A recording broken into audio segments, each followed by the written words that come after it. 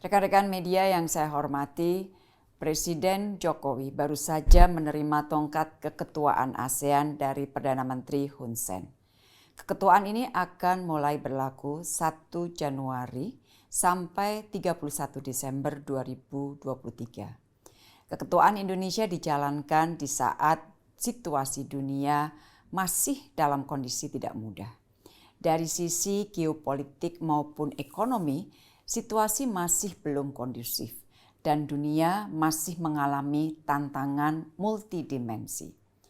Tantangan dari sisi geopolitik, rivalitas akan tetap tajam. Kita berharap rivalitas ini tetap dapat dikelola sehingga tidak muncul konflik terbuka atau perang baru.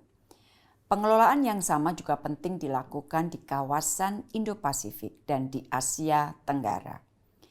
Dari sisi ekonomi global, jika negara dunia tidak segera memperkuat kerjasama, terutama mengatasi krisis pangan, energi, semakin sempitnya ruang fiskal negara berkembang dan juga masalah pupuk, maka situasi ekonomi dunia tahun depan akan semakin suram.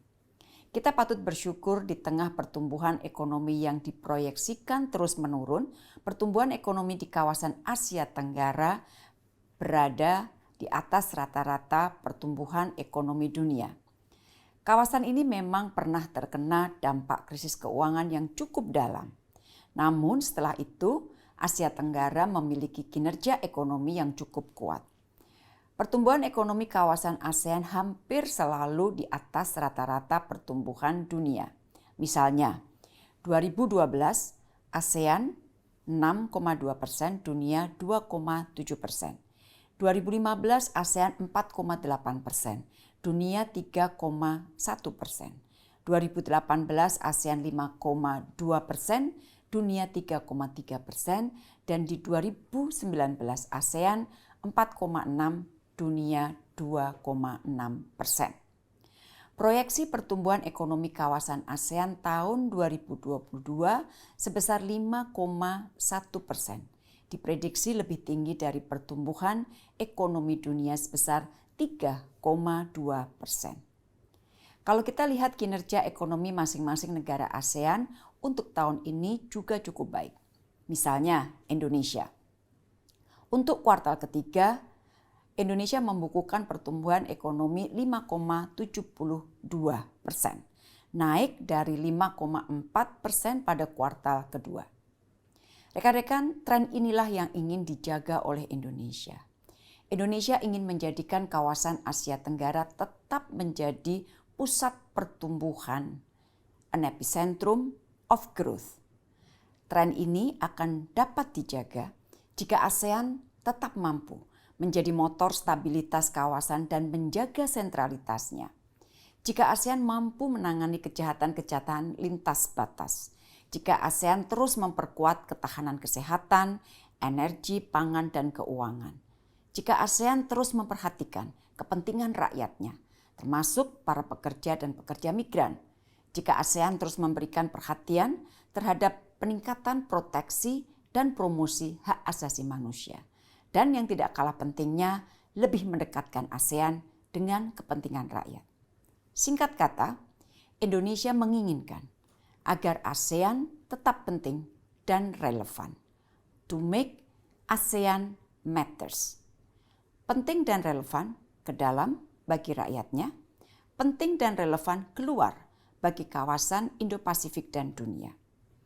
Dengan dasar pemikiran inilah, maka keketuaan Indonesia akan mengambil tema ASEAN Matters, Epicentrum of Growth. Mengenai logo, inilah logo keketuaan ASEAN yang telah disampaikan Bapak Presiden pada saat serah terima keketuaan ASEAN dari Kamboja ke Indonesia. Logo ini menggambarkan langit, gunung, laut, dan bumi, serta burung maleo sebagai salah satu kekayaan fauna Indonesia. Langit merupakan visualisasi dari merangkul, mengayomi. Gunung dan bumi merupakan visualisasi dari kekokohan dan kestabilan. Gunung juga disimbolkan sebagai simbol arah pertumbuhan yang optimis. Bentukan gunung bersifat layaknya sedang bertumbuh mengarah ke atas. Sebagai representasi arah, visualisasi tersebut memiliki arti membawa keseluruhan ASEAN bertumbuh ke arah yang lebih baik. Lautan secara konseptual merupakan penghubung dan pemersatu setiap pulau antar negara dalam kawasan.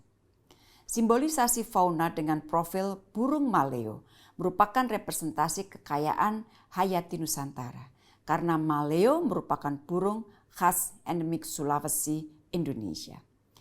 Bentuk keseluruhan simbol sangat dinamis, responsif, adaptif merespon segala perubahan yang terjadi secara internal maupun eksternal. Rekan-rekan media yang saya hormati, sebagaimana diketahui ASEAN memiliki 3 pilar kerjasama, yaitu pilar politik keamanan, pilar ekonomi, dan pilar sosial budaya. Selama keketuaan, penanganan pilar politik dan keamanan akan dikoordinir oleh Menko Polhukam dan Menteri Luar Negeri. Pilar ekonomi akan dikoordinir oleh Menko Perekonomian dan pilar sosial budaya oleh Menko PMK.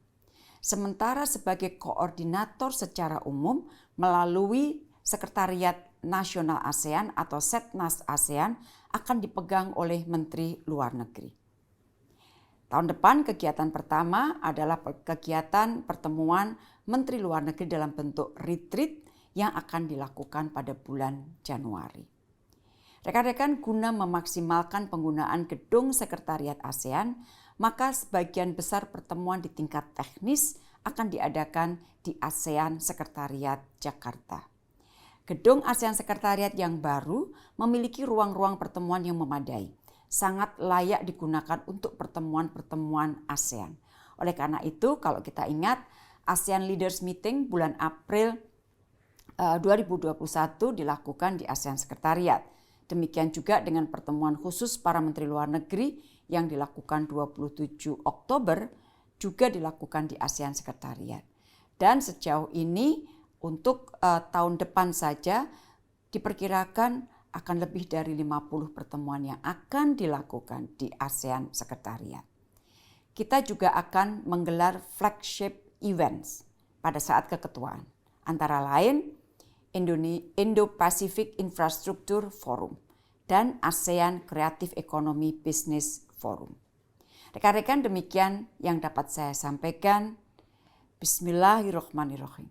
Dengan niat baik dan kerja keras, mudah-mudahan keketuaan Indonesia di ASEAN akan dapat membawa manfaat tidak saja bagi rakyat Indonesia, namun juga bagi rakyat ASEAN dan dunia.